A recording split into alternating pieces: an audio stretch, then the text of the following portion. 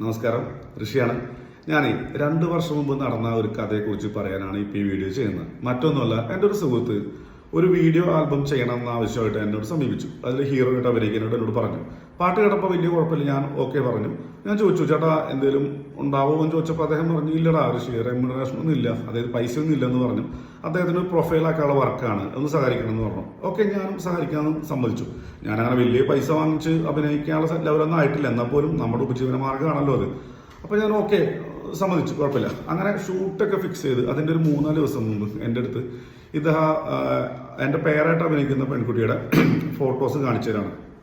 ഞാൻ പറഞ്ഞു, കുട്ടി കുഴപ്പമില്ല, കൊള്ളാം. അപ്പോൾ ഞാൻ ചോദിച്ചു, എന്താ ഈ കുട്ടിക്ക് വല്ലതും കൊടുക്കണോ? അപ്പോൾ ഇദ്ദേഹം പറഞ്ഞ കാര്യം എന്താ അറിയാം, ഒന്നും പറയേണ്ട, 10,000 പറഞ്ഞേ, ഞാനത് 2,500 ഒതുക്കിയിട്ടുണ്ട് എന്ന് പറഞ്ഞു. അപ്പോൾ ഞാൻ ചോദിച്ചു, കുഴപ്പമില്ല, കുട്ടി ആർട്ടിസ്റ്റാണല്ലോ, അപ്പോൾ ഇതിനെ കൊടുക്കാമല്ലോ. അപ്പോൾ ഞാൻ ചോദിച്ചു, ഈ കുട്ടി എത്ര സിനിമയിൽ അഭിനയിച്ചിട്ടുണ്ട് ചോദിച്ചു. സിനിമയിലൊന്നും അഭിനയിച്ചിട്ടില്ല. അതെ, അതുപോലെ short film, album, web series അതൊന്നും ചെയ്തിട്ടില്ല. ആഹാ, പിന്നെന്താ റീൽസ്? റീൽസൊക്കെ ചെയ്തിട്ടുണ്ട്, 2-3 എണ്ണം. 2-3 റീൽസ് ചെയ്തിട്ടുണ്ട്. അപ്പോൾ ഒരുപാട് ഫോളോവേഴ്സ് ഒക്കെ ഉണ്ടാവില്ലേ? 2,500 ഫോളോവേഴ്സ് ഉള്ളോ? ഓക്കെ.